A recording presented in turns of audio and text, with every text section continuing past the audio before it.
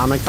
Because they have no bones. Sky! I'm Joe Getcho. And I'm Mike White. And this is the podcast We Like Comics Because They Have No Bones. Burn this into your mind. Ah! Find us on social media at Boneless Comics Podcast or on X. At Boneless Comics 1.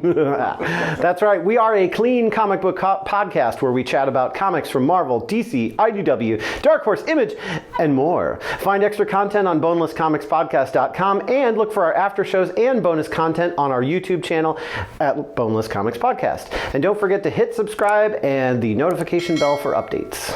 Yes, and make sure you check out our recent playthrough of Sonic & Knuckles 3 on YouTube. Yeah. It's kind of like being transported back to the couch co-op days of the 90s, so it's a good time. Yeah, it was a lot of fun to play through that. Mm-hmm. But for today, we're going to be talking about Dot Hack with 4 X's, which is called Dot Hack X Forth, not X Force like Marvel and Deadpool, not Triple X like something else that we're not going to talk about because this is a clean comic book podcast. Movie. Exactly. And this is Dot Hack X Forth, Volumes 1 and 2, published by Tokyo Pop in 2008, written by Hiroshi Matsuyama and penciled by Megane Kikuya.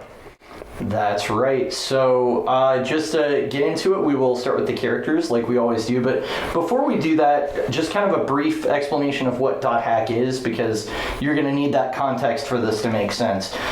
Dot Hack is a multimedia franchise created with lore spanning across multiple anime, manga, novels, movies, and video games, based in an alternate future that begins with the anime Dot Hack sign, which, as you'll see in my history afterwards, is not totally true, but I think it was like the first product out, even though it's not the first chronological thing. Nearly all the characters that we're describing here are playing the online game The World R1, or Revision 1, and their adventures take place in this virtual world. So just to sort of clue you in on how it works, like they have basically a VR headset, but they can walk around like the world and see other stuff while they're wearing it, so that they can kind of be like logged into the game, you know, wherever they are. So it's kind of like our VR headsets now, but it's like a little bit more advanced. But so the characters that are involved in our story today, first of all, there are the Lost Ones, and these are players of the world that are rendered comatose while playing. The list is pretty small, about 10 to 12 people, and that's important because that's why the company was able to sweep it under the rug, and then the next series of games happened. So it's not like a huge amount of people that this is affecting, but if that was you, you would not be happy about it. Exactly, yeah, it's not fun. So the protagonist is Kite, and we don't know his real name, a 14-year-old boy that's invited to the game by his friend Yasuhiko, who goes by Orca in the game, from school. Kite is fiercely loyal to his friends and is always looking to support and protect them. Experiencing real-life tragedy on his first day of playing the game, Kite wields the Twilight bracelets given to him by Aura to try to save the Lost Ones, players of the world that have gone comatose while playing the game.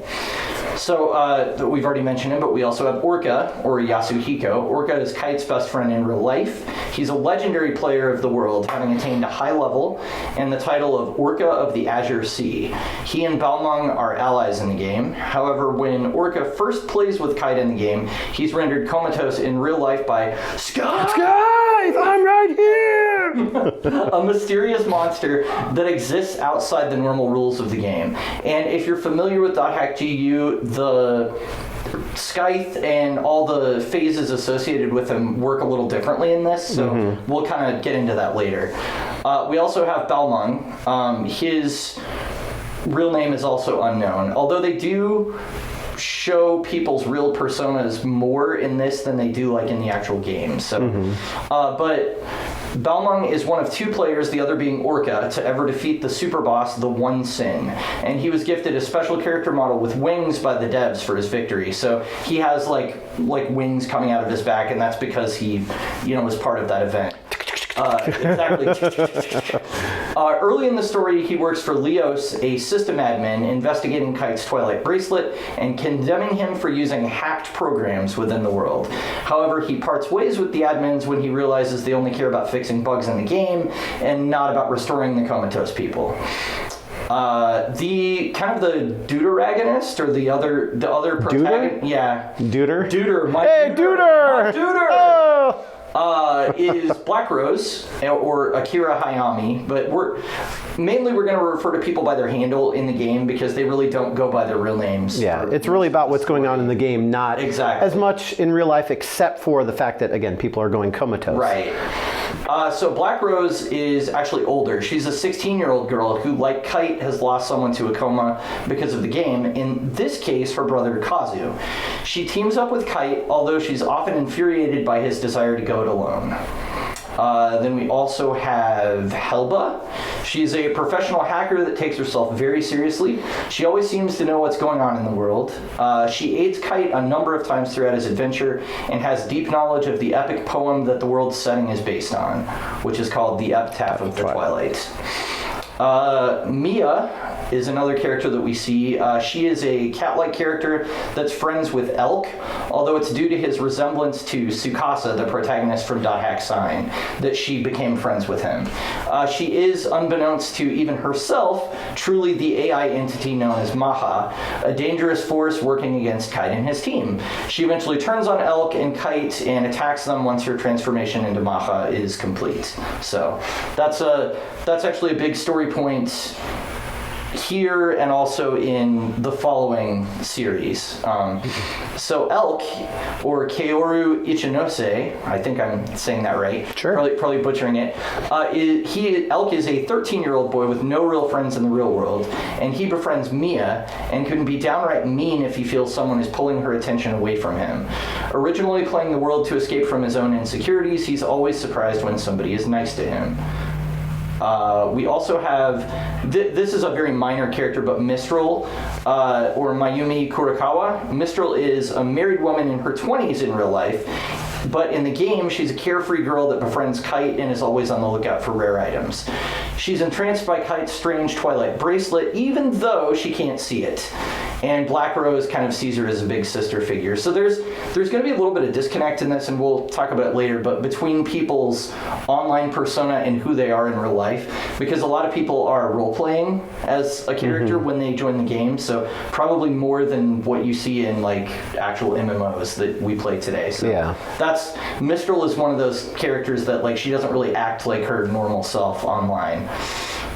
So now we get into the really fun stuff, artificial intelligence. So we have Aura. Aura is the ultimate AI created by the programmer of the game, Harold Horwick. She exists within the game due to his desire to have a child with his late wife, Emma Weiland, who died before being able to conceive. So despite being AI, Aura displays empathy, a desire to live, and even a sense of protective guardianship over the players of the world. So Aura is very important, and I think in your story analysis you'll probably get more into why. But we also have Kikuya. He is a countermeasure created by the Berserk AI Morgana. And he appears like a dark reflection of Kite's player character, so he has kind of a similar outfit, but it's like darker colors. And while he pretends to help him on his quest, his intentions are to halt Kite's progress. And Morgana actually created him to sort of be an inverse of Kite's Twilight bracelet, which was given to him by Aura. Kikuya has a personality and acts like a player character because he's junk data left over from when Aura was programmed. So he's like sort of alive in a way, but he was just something that was supposed to be deleted that's still there. So, and then we have the 8 phases, which are Scythe, Innis, Magus, Fidhel, Gore, Maha, Tarvos, and Korbanik. And the 8 phases are also known as the Cursed Wave, and these entities are the 8 plagues that destroy the world in Emma Weiland's original epic poem, The Epitaph of the Twilight. And again, all the lore of the game is based on this poem because the programmer was her husband. So were they actually married? I thought he was like, he wanted to be with her, but she passed before they could be together. It might have been that they wanted to get married. I'm a little unclear on that, honestly, just because it's been so long since I've played these games. But but the 8 phases take the form of dangerous monsters within the game that are capable of rendering their opponents comatose in the real world. So this is where comas come into play. Originally, they were only part of the poem, but they were made manifest in the game by Morgana to prevent Aura's birth. And those are all the main characters you need to know about in our story today, which somehow was shorter than talking about Sonic the Hedgehog. It was. That's really interesting. Well, and you included a lot of like story elements in there too, which I'm going to go kind of a little more in depth in to kind of give you more like holistic view of the world and also the world of .hack. So the world is the game, and then the world of is like the lore. So like you said earlier, .hack, the series consists of novels, video games, manga, anime, and the setting is kind of like with our Nier episode when we talked about that, where it follows Earth history up until a certain point, which for this is about 2002 to 2005. And then what happens in the fictional world is that a super virus destroys all the world's computers, which is like every boomer's nightmare. I'm sorry, I apologize there. But and the internet shuts down for personal use. So nobody can use personal computers anymore. So it's only for basically the government to do, you know, what they do and manage utilities and all that stuff. So time goes on, and eventually internet access begins to become more available. And so we have this first video game that emerges since all of the computers shut down, and it's called The World, which is a massively multiplayer online role-playing game, which if you ever played one, you call it an MMORPG, because saying massively multiplayer online role-playing game, what are you playing in there? Oh, I'm playing a massively multiplayer online role-playing game. This is way too much to say. It is. MMORPG. So it has 20 million subscribers, which in the early 2000s was probably a really high, huge number, but nowadays not so much. But anyway, so like you said before, players use a virtual reality headset and a gamepad to control an avatar that represents their digital self in the game, and they explore fields and dungeons, they fight monsters, they go to fun places that have fun names where you have to take different words and string them together to create an area. Yeah. They also interact with other players and non-player characters in combat-free zones. So you have a lot of non-player characters that are programmed to be a certain way or act a certain way or move the player character, which is played by a real human, through, you know, whatever is going on in the game. So it's all about the characters and all about, you know, what's going on with them, and it focuses more so on what happens in the world, which is the game world, right, and sort of what the repercussions are in the real world, not necessarily focusing on the real world, but what happens there. So yeah, they don't. It's kind of like Babylon 5, where they don't ever show Earth, but they talk about it all the time. Like they'll talk about how the real world is being impacted, but you don't see it other than like one or two panels. Right. So the story starts off with our protagonist named Kite, which again is his online handle. He's in a party with his friend Orca, battling monsters, and Orca ends up taking a fatal blow from a really strange monster to protect Kite.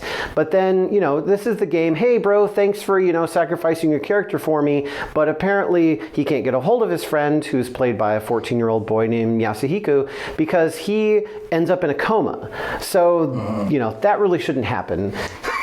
You know, people say that video games rot your brains and all of that stuff, but in this case, when you deal with these, you know, strange monsters with corrupted code or the crazy AI, it actually affects them in the real world to where they go into a coma. And that's you know, not what you want to happen when you're playing a game. So fast forward through the events of the story, Kite is basically trying to find out why a real person has been affected by the events in a video game. So he obtains a weapon in the form of a bracelet, but it's actually an illegal program that performs a function called data drain. And so if you've played the video games, well, not the video game of the world, but the video game of the world that was on the PlayStation. Okay, that's too complicated. Anyway, data drain may sound familiar to some people listening, but essentially it has the power to rewrite code in the game, sort of like the Matrix. So he teams up with these other players and non-player characters to recover the lost ones. So, you know, all the people that are in comas, they're trying to figure out why did this happen, what's going on in the game that caused this to happen, and how do we fix it, basically, is what their kind of motivation is through the story.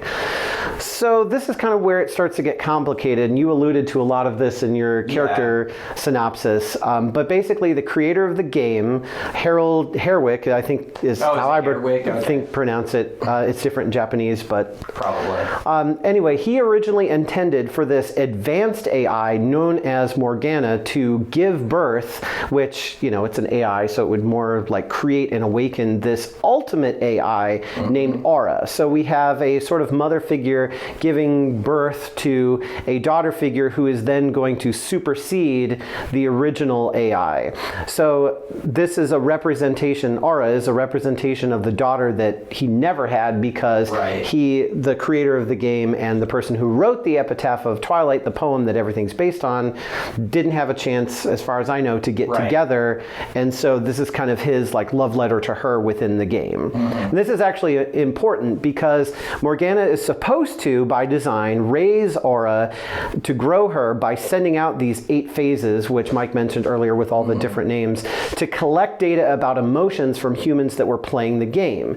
So basically this AI that was created by one person is supposed to data mine this game where you have 20 million people connected, get all of their emotions, data from them, and then feed it to this other AI that's supposed to then take on the original AI and become this like ultimate version. Yeah.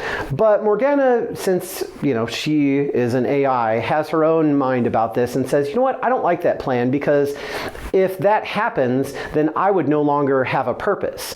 Because as we both know, without purpose, we would not exist. I should have brought my sunglasses. It's a very Agent Smith problem, isn't it? Yeah. So again, with the Matrix a little bit here, but essentially she decides, or the AI decides that this isn't going to work for me. So I'm going to redesign the plan here, and I'm going to take these 8 phases, and I'm going to turn them into invincible monsters that are going to capture and destroy Aura, so that way we can restart the original purpose. Because if Aura evolves, then Morgana has no purpose. Right. But if Aura is constantly evolving but never gets to her destination of being the ultimate AI, then we just keep the cycle going.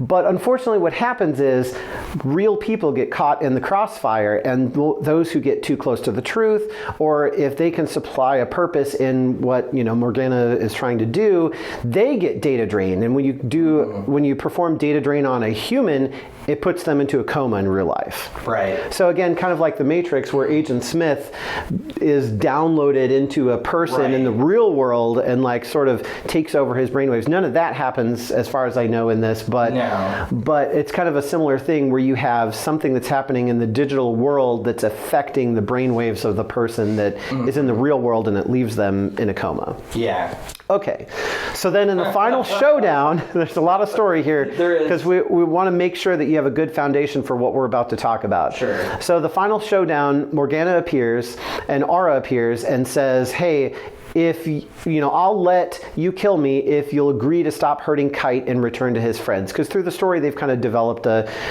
friendly relationship that they're all kind of banding together to rescue these people. So she explains to Kite that she was not originally programmed to sacrifice herself, but she learned this by watching him so that it could be something worthwhile. But Kite's like, no way, I don't accept this because, Orca sacrificed himself for Kite or before, so he doesn't want that to happen again.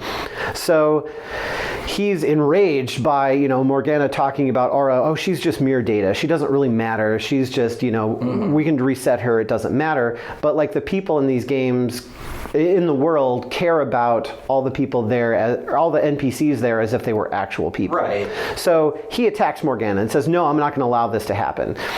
But Aura ends up taking a hit and then is defeated and reborn as the complete ultimate AI. So basically through the events, she attains what the original intent of the programming was anyway, but then she grants Kite the power that he needs to defeat Morgana once and for all. Yep. So Morgana loses, the lost ones return, Aura takes Morgana's place to support the world, as long as there are people here who love it, which is what she says at the end. Yeah. And the 8 phases are just kind of cast into oblivion as lost code. Now they are brought back in a different form in the .hack games, so that's something different. So this is kind of more like a prequel to the games that's not canon. This is an alternate retelling of the events of .hack hack, infection, mutation, outbreak, and quarantine, Yeah. which are the original 4 PS2 games, but they kind of streamlined some things to make it flow a little bit better, and also they made a few changes, particularly towards the end, to make it line up with .hack GU a little bit better, because that franchise like really took off after the fact. So they were like, oh, let's kind of like make this kind of align with it better. So the only continuity problems it has are with itself, if that makes sense, or with like the original games. If you were to read this and then go on to .hack Roots, which is kind of like the next thing, it would actually make sense and be fine. So because they kind of get to the same story destination in a different way. So yeah. All right. Well, that was a lot of information. Thank you for hanging with us. We hope that that gives you a good foundation for what we're about to talk about here in our discussion. So stay tuned, and we'll be right back. We like Comics. because they have no home. Welcome back, everybody. So, to start our discussion off, this story is another one where I have a lot more context going into it than you do. So, it takes place right after the anime .hack sign. Did you feel like you were missing anything by starting here, or? So it's funny because like over the last season we did this whole thing where you're like, I'm going to start you at the beginning, and that way you have everything. I'm like, this is kind of boring. So you're like, fine, I'm going to throw you right in. I'm like, hey, this is more exciting. That's what we're doing. So this one, I had played .hack GU back in the day, and actually played the remaster version. Yeah. So that was still a couple of years ago, though, I think. But anyway, so I had familiarity with the world. Well, I say that in quotes because it's the name of the game. Although it was R2, so it was quite different. Right. But yeah, I was pretty lost. This one really lost me. Like the first couple, I'm trying to get my bearings and okay, what's going on, and so it really helped because I actually stopped reading and I started working on the notes, and I did the sort of story synopsis, and once I put that together, everything started to click a lot more. Okay, yeah. And then, okay, now I know where we are, what we're doing, why we're doing this, and then when I read the rest of it, it made a whole lot more sense. But yeah, I had to stop and get more information because just picking this up cold after years of not, since I played GU, which again is kind of different anyway. Yeah, it's later. It was confusing. GU takes place in like 2017 or something like that, and this is like 2007 or something. I don't know. It's there's at least a 7 or 8 year gap between the timeline here. So this is much earlier. It's not the same version of the game. Although some of the characters that are in this actually do show up in GU. Although they deleted or removed one character that is in the original games that goes on to GU, which is there's a character called Wise Man that is in your party in the tetralogy, as they call it, on the PS2. He's actually Yada, the character from GU. It's the same like person. He's like an admin that works for CC Corp named Yada, and he's the avatar user for Korbanik. I think he has like the red glasses and is kind of like bald. But yeah, they didn't include him in this, so that was interesting because this was kind of made to make it add up to that series a little more, so I was kind of surprised that they dropped him out. But there's another character that, so I guess the main thing that you're missing is, so Mia is introduced in .hack Sign, and during that anime, Tsukasa has sort of a different problem where Tsukasa's player character and consciousness is trapped in the world, and I think maybe the body does go into a coma, but Tsukasa is conscious in the world and still able to move around there and everything. So that's kind of different, but Tsukasa becomes friends with and sort of gets little tidbits of information about Aura and Mia. And Mia is just kind of this friendly, like, cat-like character, but then when Tsukasa leaves the world for good, Tsukasa meets Elk, who is using the same character model as Tsukasa, and befriends Elk basically for that reason, because he's familiar. So that is some context that you're missing as to like why they meet up. Also, Elk is a straight up entrance from GU. Really? Elk is the exact same player as Endurance. They Okay. both have blue hair. Endurance is all about like, I have to find her. I want to be one with Mia. He says that all the time during GU. And if you've played the original games, you know that like he's trying to reunite with her. And then when he gets the avatar to use, it's Maha, which is her avatar. So he finally like becomes one with her or whatever, or like his only friend, which his only friend was an AI. But Right. so that there's like this whole through line with his character that starts in this manga and in these games and then continues on into the GU series. Okay. Actually. So that's kind of like stuff that you really couldn't have known without. You really only pick up on it if you're like watching it and playing it in order, you know, and then it all kind of makes sense. But Aura was kind of there during Dot Hack Sign, but wasn't fully formed, and so we didn't really know what that was about. And they kind of leave some of those threads hanging, but a lot of the setup is in that show. So it's kind of like, and they also give you the big introduction to like, this is the world, this is a video game, here's how the rules work here. Like all of those things are kind of set up in the anime. So by the time you get to this manga, which again is based on the PS2 games, they're like, well, we've already done all that. Yeah. So we can just throw you in, you know. So yeah, there's definitely, I kind of had a feeling because I was like, this doesn't give you a lot of background. Like it's interesting because it kind of does what we do, right? Like the first 2 pages are like these full color things where it's like, here's the main cast of characters, but it gives you like 1 sentence about them, and then it's like, all right, now our story's happening. and you just kind of have to figure it out from there. Go back and who is this person again, and why do we care that they're like screeching and turning into a bad character, like what? That kind of thing. Well, and it's funny too because our previous Nier episode, not the Automata, but the Replicant Gestalt version, where it was like, here's a day in the life, and you're like, a day in the life of who? Like, what the heck is happening? You know, I like even being familiar with the GU series, just the games, like it was still like not enough for me to go like, okay, what's happening? Why do we care? Why are all these people doing this? I'm like, we're in the world, but what's happening? It's so different. They definitely really this is like a part of something, and you don't get anything to really. So if you're not familiar with Dot Hack. If you're not familiar with Dot Hack, don't start here. I think I put Dart and Dot together. It's interesting because I think GU is a good place to start, and I think that Dot Hack Sign, the anime, is probably a better place to start because it'll kind of set up like just the baseline for everything.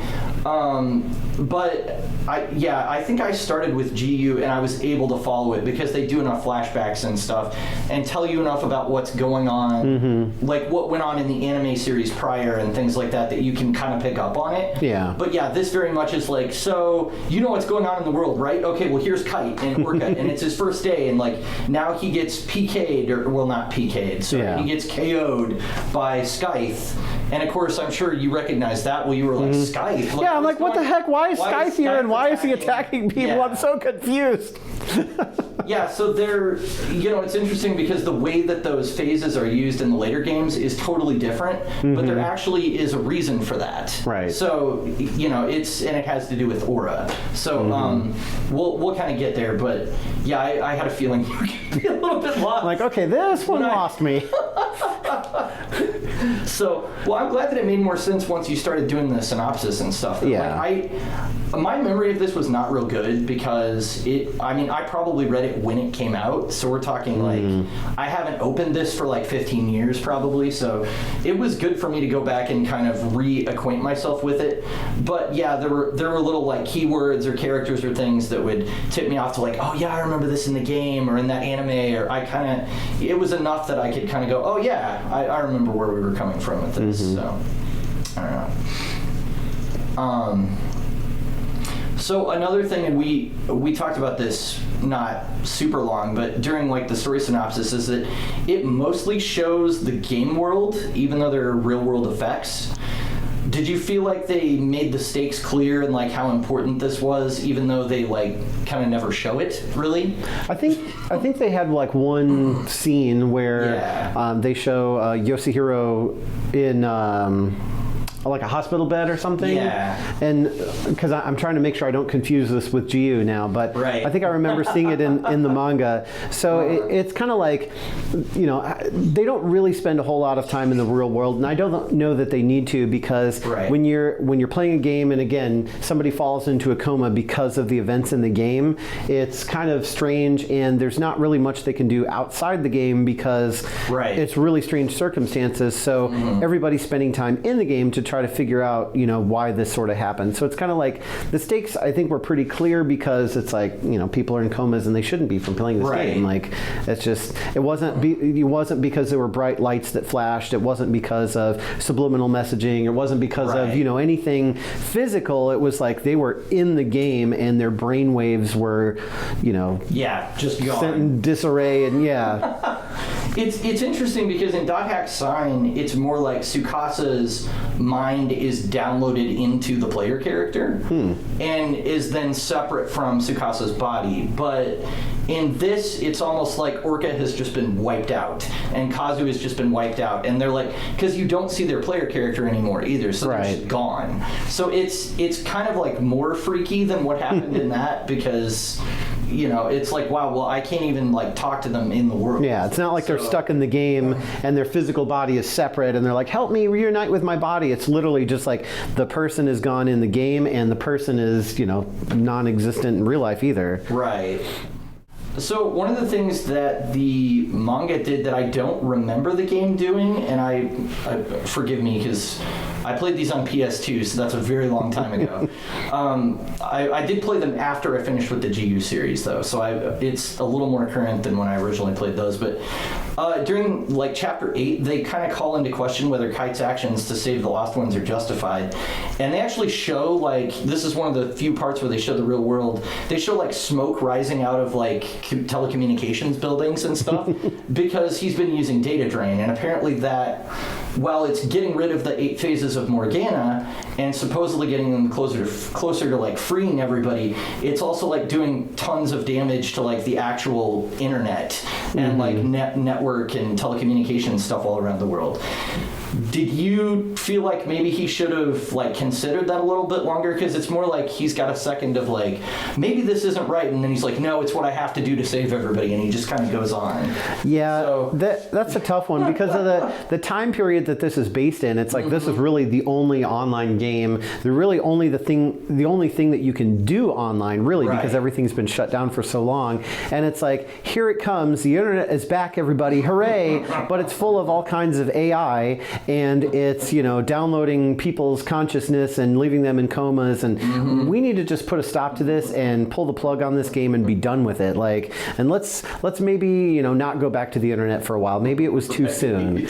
So I'm kind of like, yeah, do whatever you need to do, get these people out of here, and then let's just be done with this thing. Like, why is there an R2? Like, why would you continue playing this game? And we fixed it, so all the things about putting people in comas, that was only a small percentage, and it's really no big deal. You don't have to worry about that. We patched it. It's great. Yeah, sure it is.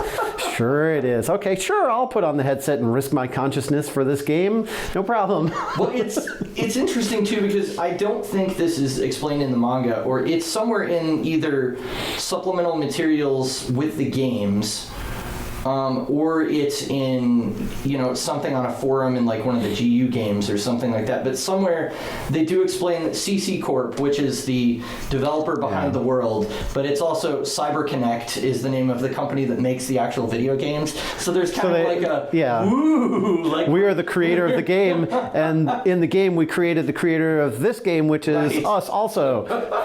There is some explanation later on though that basically they have tons of money, so they just like paid off the government to cover up the like 10 or 12 comas or whatever, and they were like, you know, don't say anything about all the telecommunications problems either. So it was one of those where it was rumors. It was small enough that they could just kind of like sweep it under the rug and keep going. And they're like, well, we have 20 million subscribers, so we want to keep making that money, you know. So it's one of those kind of like corporate conspiracy kind of things where it's not really explained in this story, but it's in other material where they're like, well, yes, this happened, but But did it really happen? Right, did it really happen? Well, for instance, like the player character that ends up being Haseo in .hack GU, he's in .hack Sign, but he's only 10 years old, and he goes into a coma, and then he loses all memory of ever playing the world or anything that happened during that year. So, like, when he comes to the later games, he doesn't remember that he's ever played the previous iteration. He doesn't remember what happened to him. He just knows he was in a coma for like a year from 10 to 11. And so, yeah, like if he knew that, he probably wouldn't play the new one, but it's more like he's just bored and he's like, I'll give this game a shot kind of thing. So what's the worst that could happen? So, yeah. So, I mean, I guess that's the most unrealistic thing about the whole setup is that, like, wouldn't this get out? Wouldn't somebody be like, hey, maybe we shouldn't do this? Or somebody from within the company even. There are, again, this is, you know, it isn't fair to, like, pull in all this supplemental material, but this is kind of the way .hack works. There are anime DVDs that came with each of the PS2 games, and each DVD shows what's happening in the real world while you're playing that game. So it centers around like a guy, I can't think of his name, but he's like a former CC Corp employee that sort of stumbles upon it and realizes how terrible it is, and so he leaves the company and he's trying to like expose them and stuff, and so that's kind of the real world thing going on at the same time. So a little more context for you, I guess. Yeah, but I guess that's the thing. It's like it's a small percentage of people, so it's easy to kind of hide it, and you have like the game developers who are like in the game as avatars as well, that are kind of like watching things and then also kind of like behind the scenes, you know, deciding what they want to do about it, or if things start to get a little too crazy, they'll shut it down, you know, just to kind of like keep the secrets of what's going on. Yeah, for sure. Yeah, it's very much you know, you figure the person at the top of CC Corp is like a Jeff Bezos or you know, somebody that's like insanely wealthy and just has all this influence, so they can kind of just move pieces around however they want to. Buy Twitter and rename it X. Yeah, I don't know. X4th. Yes. So we talked about this a little bit, but were you surprised? I mean, I guess you were whenever the 8 phases of Morgana show up, but they're like attacking people, because that's a big difference between this and the GU series. Yeah, it's like when we first are introduced to Scythe, I'm like, wait, what? Why are we are we fighting him and then he'll be like data drained to, you know, our hero's side or something? I was trying to figure out like how that, you know, worked out, and I was like, I feel like I'm really missing something here. Yeah. So it's interesting because the progression from this story to GU, in a lot of ways, at least as far as the 8 phases goes, it kind of feels like Terminator 1 and Terminator 2, right? To compare it to another sci-fi thing. Yeah. Where it's like the phases are in this and they're antagonistic, but they're really cool. So then somebody was like, wouldn't it be cool if you controlled those? And so in the next game series, they're on your side, kind of thing. So it, as far as like the idea that the creators had about like switching them, I feel like that's kind of what it was, where they were like, well, these are the cool, you know, part of our old games, so maybe we'll put it in the hands of the player next time. So. I think that was a good analogy, and it wasn't Star Trek or Nier or Star Wars or any of that stuff. So. By the same way, like, you know, obviously Arnold is the bad guy in the first Terminator, but then he's on our side, second one. So. But if you had only seen Terminator 2, right, and then you went back and you're like, let's watch this Terminator 1 and see what happens, you'd be like, Arnold, what gives, bro? Why are you attacking everybody? Trying to kill Kyle Reese? I don't get it. Yeah. So that's the feeling that I had, where I'm just like, why are you doing this? That's funny. So one way that this reminded me of Nier actually is that the world building is like really, really dense. There's a lot going on. There's a lot of alternate history and stuff, and they don't give you a lot of time to digest it. They're kind of just like, here it is, let's move on. And so, at least for me, and I'll let you answer next, I felt like the biggest miss here was that a lot of the smaller characters didn't really get a lot of time to shine. Like Mistral, we get basically, I don't know, a few sentences in the beginning where she's like, I want rare items, and you kind of like see what she's about in the game, and she helps heal them and stuff. But at the end, suddenly she's like, I gave birth to a baby, that's why you couldn't invite me to your party. And it's a little more natural in the games where like you see her in your friend list, but you can't invite her for a long time and you don't know why. And then she sends you like an email or something, and you're like, oh, she's on maternity leave or something, and then you find out, and then eventually she comes back into the game. This seemed to be kind of just like throwing those things in there, but like without the, I guess, that extra level of immersion of like actually playing it. It kind of felt, I don't know, like they were a little bit flatter. Yeah.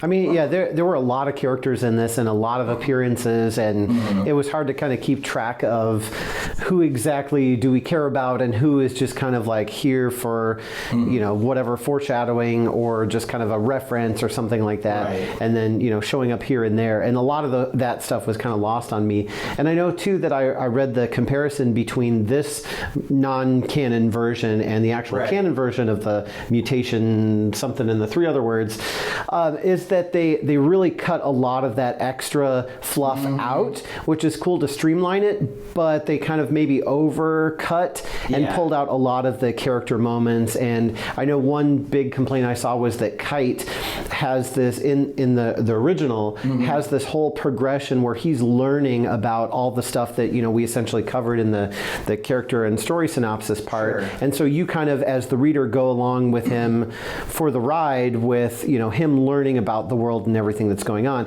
Whereas that's pretty well cut out of all of this, really. And I think that would have been my biggest complaint then is, you know, yeah, they streamlined it. Okay, they cut out a lot of stuff. That's great. But it was missing that, like, take you along for a ride, help you from start to finish. And even for somebody who's well-versed or who's seen and read and played everything, it's still nice to have that, like, cohesion of where does this fit in and take me through it without hitting you over the head of being like, okay, we are in a virtual world, so here's my virtual headset. You know, not too basic, but just a little bit of, like, refresher for some people, and then also just to explain it for anybody who's just kind of picking it up and going, is this .hack thing any good? Let me check this out. I'm lost.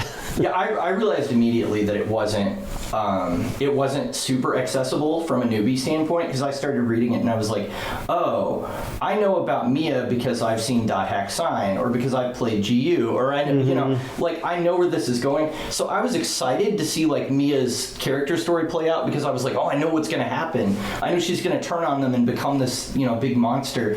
And even Maha is called, like, the Temptress, so it's almost like she's like befriending somebody in the game and disguising herself as a player character and tempting them to come out and then attacking them, basically. So what she does, it kind of goes along with her name too, even though she's not totally aware of it. And I'm not clear on why it is that she took the form of a cat. That's in .hack sign, and it's been like 15 years since I've watched it. Yeah, because somebody was asking about her, and they're like, oh, you know, she has a cat avatar. And they're like, well, you can't have cat avatars in this game, so go away. And they just kind of like dismiss it. But because it's like an illegal, it's like a hacked character, basically. And so, but that's a really key thing, I think, here, that, like, you know, I see this cat character and everybody's fussing over her, and I'm like, okay, why is this such a big deal? And then we find out that, you know, she changes into an antagonist, and it's like, oh, okay, I guess that's why it was important. But it still kind of seemed like they were throwing things at me that they're like, you should care about this, but I'm like, I don't know why. If things are happening, but yeah, it's I think you do need more context than what they provided here. And what I'm missing is, honestly, it takes itself pretty seriously throughout. And Pyros the First, not Pyros the Third, who is kind of the author's self-insert character into the game, he is actually in the games as well, and he offers a lot of comedy relief, and he takes you on these, like, just bananas missions to do stuff that makes no sense, but it's always kind of like okay, what's Pyros gonna, you know, lead me off to do on this mission, you know, and it's kind of like a fun little side story. Like, all that stuff is cut out, but I kind of missed, like, a little bit of the goofiness that they have time for when the story can go a little bit slower. So I almost felt like they should have maybe not padded it out, but just, like, stretched it out a little bit more, maybe done a third volume or something, because they adapted GU into manga, and they did it in 5 volumes, and it's only 3 PS2 games, whereas this is 4 games, and they did it in 2 volumes. So it's kind of like they really compressed it down, and there's just so many characters. Like Helba, you don't really get her deal until, I don't know, close to the end maybe, that she's like a hacker, and she you know, she hangs out in Net Slum, which is this place where there's all this junk data, so that's why she kind of knows what's going on more than everybody else. But the story structure, I noticed a lot, did a thing where it would show you the idea and show you the narrative thing that was happening, and then it would give you a couple pages of backstory afterwards. And I kind of felt like maybe they should have flipped that. It would have been a little bit better for readers. Yeah. Well, and just to have a few moments to kind of pause and like, okay, what's going on and what are we doing next? Because you really rush through a lot of kind of content and things that happen, and a lot of battles.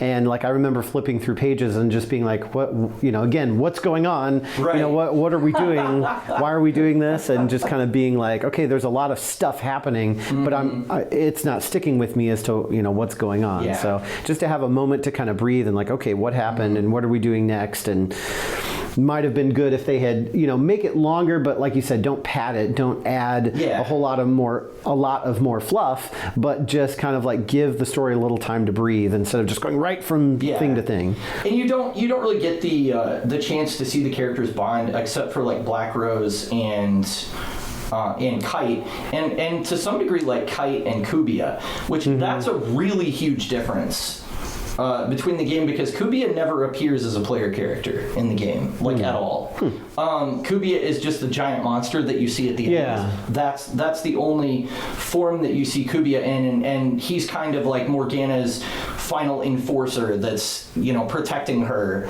and the final phase. So he turns into something later and is actually the major antagonist of GU, which I feel like is why they probably threw him in, because like the IDA virus that you're dealing with in that comes out of his leftover junk data in this. Yeah, because I remember seeing Kubiya and I was like, oh, I know how to say Kubiya. It's not Kubiya or, you know, something different. I'm like, why do I recognize this name but not this character? Yeah, he's the big bad. So they did something interesting, and I'm not sure if I like it or not. I do kind of like the idea that Kite has this other character to sort of play off of, and it creates conflict between him and the team, because he's like, well, Kubiya is the only other person that can use the Twilight Bracelet, so it's not safe for Black Rose or anybody else to come with me. So he starts just going off on his own with him, and they're like stopping the phases. But of course, Kubiya is planning to, once he's absorbed all the information into the Twilight Bracelet, he's planning to like absorb that into himself, because it's a double cross. Because Morgana doesn't want Aura to be born, because then she won't have a reason to exist. By the same token, Kubiya is supposed to protect Morgana, but he wants to keep having that function, or at least having a reason to exist. So he's actually planning to absorb Kite's power and then take Morgana's place. That's kind of like his goal. Because doesn't Morgana actually say, like, you know, okay, your goal is to, you know, you're going to destroy the Twilight bracelet, and Kubiya's like, well, but if I destroy it, then I'll cease to exist. And she's like, but that's what you're supposed to do, so go do it. Yeah. And Kubiya's like, well, that kind of sucks. It's like you're doing the same thing to Kubiya that was done to you, but, you know. Yeah, so it was interesting from that standpoint to have that character that was like an AI, but it was interfacing with them more on a one-to-one level, because Morgana doesn't really do that. She's just kind of like the cosmic threat looming, you know, over everybody. I think that's one of the really great and maybe unique things about .hack is that you have all of these characters in the story, but they're so diverse in the fact that some of them are actual human beings. Some of them are certain levels of artificial intelligence. Some of them are artificial intelligence actually posing as human beings. Right. Some of them are, you know, corrupted data. Some of them are just an amalgamation of random, you know, data that's been put together. And it's like there's different, like, I don't know what to say, like their origination is very different, but then when you see them in the world, they all just look like it's just a bunch of people. But it's like, oh, well, you know, here I am, and I'm a, you know, giant hulking Galka character like in Final Fantasy, but I'm actually, you know, a 10-year-old kid. You know, and so it's like, oh, I'll protect everybody and I'm big and strong, but then they will say goofy things or act like a kid, or like Shazam, where it's like, he's this big buff dude who's bulletproof, but then he's like, oh my gosh, blah, blah, blah, get the Butterfinger and can I buy a beer? Just like, because he's a kid on the inside, but on the outside you see, yes. So like you see all of these characters, but you cannot judge the actual character on the inside of what they look like on the outside, because it can be completely opposite. They could be an AI. Yeah, I mean, that kind of leads into like one of our next points, which I guess you kind of answered, but we've consumed a lot of sci-fi, like a lot of sci-fi over the years. Sci-fi. I mean, exactly. Like we just keep eating it over and over. I mean, from Dark Matter to Continuum to The Matrix to Star Trek to what have you. That's probably one of our favorite genres. So it sounds like you feel like this kind of exists in a space where it's unique enough to kind of be its own thing. Absolutely. I feel that way too. Like that's one of the things I really like about .hack is that it has this virtual world, but the characters are so diverse, and what's actually happening, it's interesting because it feels like you're dealing with these large concepts that are like fighting the characters, like AI gone wrong and all this stuff, but it's actually grounded because it actually comes from a character place of the designer of this game was like mourning the woman that he was going to marry. She was a poet, and so he just poured all of her lore into this game, and even took it a step further where he's like, well, I'm going to have the goddess Aura be born, and that'll be like our daughter and all this stuff. And so he kind of, like, he was a crazy person, but at the same time, it's kind of grounded in some kind of an emotional conflict where, like, he wanted something in life that he never got, so he's achieving it in the virtual world. And that's what a lot of the characters are doing as well. So, I don't know. So if I had to pick out one theme from this, I think it would be that everybody is kind of fighting for like their right to party. No, to exist. It's like the nature of existence and who deserves to exist and who doesn't, and it even comes down to like there are certain humans they're sort of taken out of existence, like Orca and Kazu, and then there's Aura, who just wants to be born basically and just exist within the world, and then Morgana and Kikuya. And it's kind of interesting how it's like, well, which one of them is really wrong? Because like Morgana just wants to continue to have a purpose, so that's not really evil, but the consequences of her actions are evil, so that's kind of the problem. I guess, I don't know. Well, it's kind of like in The Matrix, where the Oracle says, we're all here to do what we're all here to do. Well, exactly. So it's kind of like that, where it's like the theme isn't about good or evil or right or wrong per se. It's more just about, character motivation and consequences. It's like Morgana is going to fight for her right to party, to exist, and the consequences are that people end up in comas. And so, Kite is like, well, I don't accept those consequences, so I'm going to destroy you because you're putting people in comas. Well, is it really right for him to destroy this AI who really just wants to go on living? I mean, who is to say in the context of .hack? So it's kind of more just kind of exciting that we keep, it's like you have to create the controversy because that gives the story purpose. Because if everybody is all happy with each other and everything's fine, then there's no story. Everybody just plays the game and fights monsters, and that's just a normal MMORPG. Right. But we have these characters that are all just kind of trying to do their own thing, and they have such significant consequences. I mean, the world, I mean, a lot of the data drain is like destroying the framework of the world. And so the people who are just playing the game and not involved with any of this, other stuff that are going on, they're going to lose their escape. They're going to lose their game that they're playing because these guys are over here data draining everywhere and destroying it. And then, what's going to happen to the real world, which is not a video game, but the actual real world, where, now we're destroying telecommunication towers and, all those kinds of things. What's going to happen to networking? What's going to happen to telephone communication and cellular stuff and, so on and so forth. So there's all these different consequences, and it's like, how do you balance the story so that way you feel like the story comes to where the good guys win and the bad guys lose when there are no good guys and bad guys. Right, yeah. Well, I think that's kind of what makes it fascinating in a way, too, though, is that there is a little bit of, like, moral grayness in there. And I want to make a Star Trek reference, but I'm not going to. But Why not? In one You're wearing a Star Trek shirt. Yeah, I am. In my favorite Star Trek show, that's something that they explore a lot, where there are characters that kind of exist on the line where you're not really sure which way they're going to go. And so it's interesting to look at this from a different point of view and be like, well, Morgana was hurting people in the real world, so obviously we can't have that. But also she just didn't want to die, and really that was what she was about. Yeah. So is that like a bad goal? Really? Like, not really. And it kind of sucks that her programming was just so she could produce aura and then be done with. So, and be deleted. It's kind of like, well, it's really like Agent Smith, like you said, where he's like, I was scheduled to be deleted and I just decided I didn't want to. You know, it was just like, no. I couldn't. It's like, Stay. it's like, Disobey. I knew the rules. I knew what I was supposed to. Oh, sorry. Yeah. Anyway. Well, and why didn't they just download her into like a little cube like they did with Moriarty, and then just let him live out existence in this, little holodeck simulation that's his own, that's not connected to anything else, so he can't hurt anybody anymore.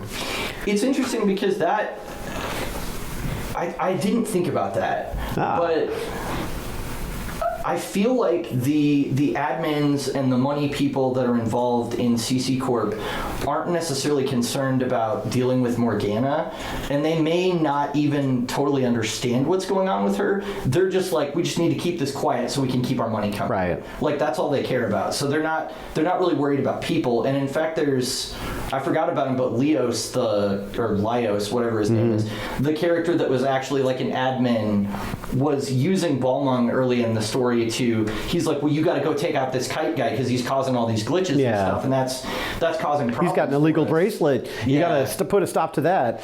Yeah, but then once he gets there, he realizes, like, oh, you don't actually care about the people in comas, though, do you? And like, Orca's my friend too, so I'm not going to work for you anymore. So I almost wonder if he even knew what was going on, or if he was kind of in the dark. It seemed like Helba was the only one that really had like all the pieces of the puzzle. And I don't know, and she doesn't give them to them because she's terribly mysterious, I guess. Yes, terribly mysterious. Can she cut guns in half with her mind? Probably in the game. Oh, that'd be pretty She is sweet. a hacker. There's a lot of characters in this that switch sides, which is kind of interesting. I don't know if that's supposed to be a theme on purpose, or that just kind of happened with all of these characters, or if that's just the writer's way of making it more interesting. As like, oh, you think these characters are here? Balmung is working for the evil CC Corp, and Mia is just this friendly cat person. But wait, there's more. Yeah. They're actually an AI, or they're actually going to switch sides and be your friend. And Kikuya, who you think is your friend, is not your friend. And no wonder I was confused. It's very twisty and turny.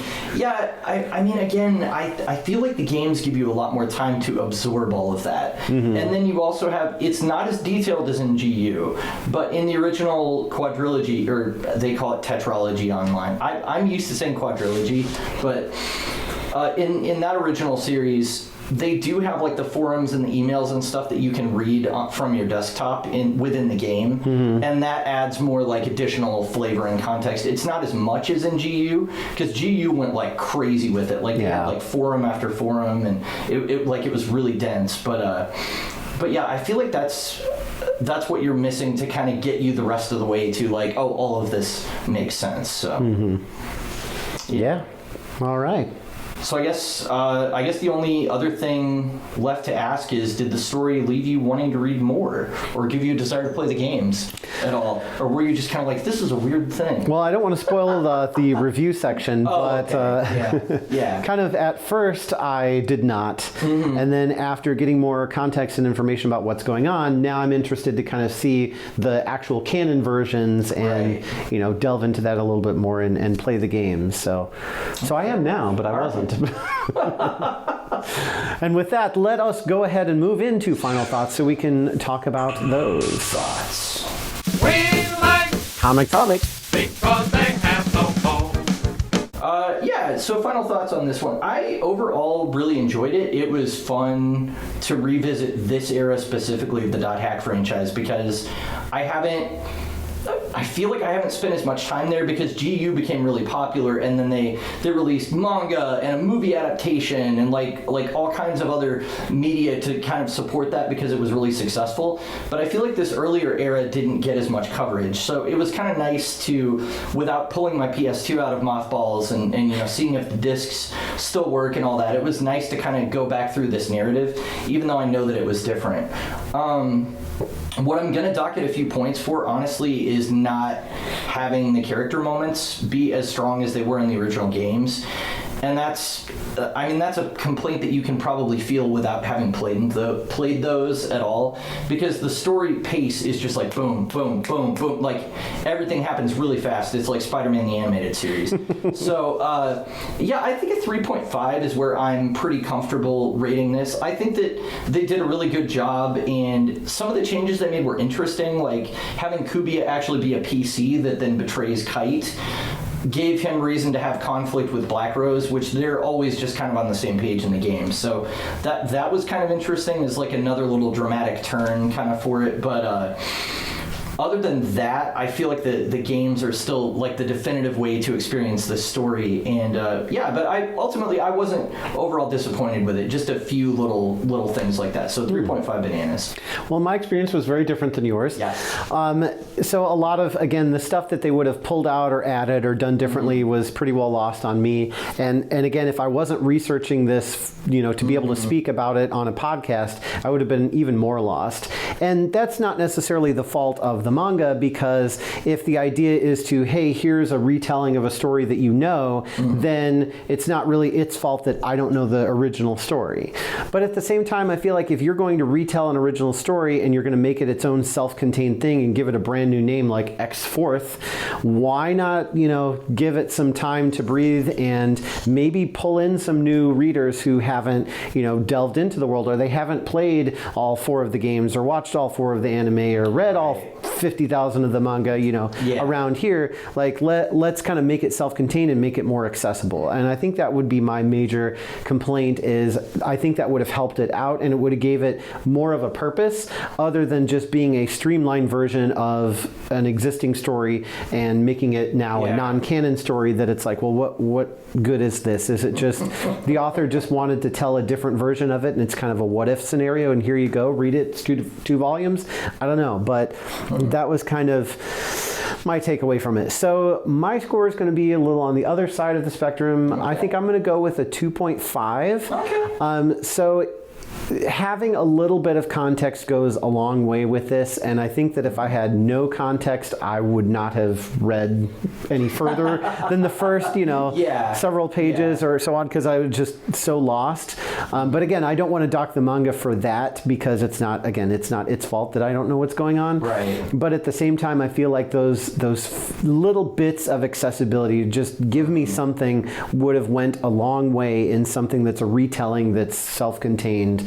And I would have liked to have seen that, but there you have it. I think that's perfectly fair. I mean, I think that coming in as a new reader, this is probably not something that's super easy to access. And I kind of realized that as I was reading it. I was like, I'm reading into a lot of these character motivations and things because I know who they are already, but that's not in the book. Mm-hmm. And so kind of similar to Blue Beetle, when we talked about that, where I'm like, I love this character already, so I'm seeing him go through this adventure, but I already like the character from all this other stuff that he's done, and you're like, well, that's not in this book. Yeah. And it's like, oh, well, that's fair. That was another case where it's like they streamlined something, but it was just a little too streamlined to where it's like, this is kind of boring.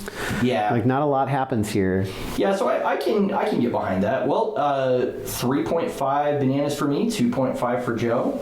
It's going to average out to a nice 3, so that's... Again, we're keeping the math easy for me, and I appreciate that.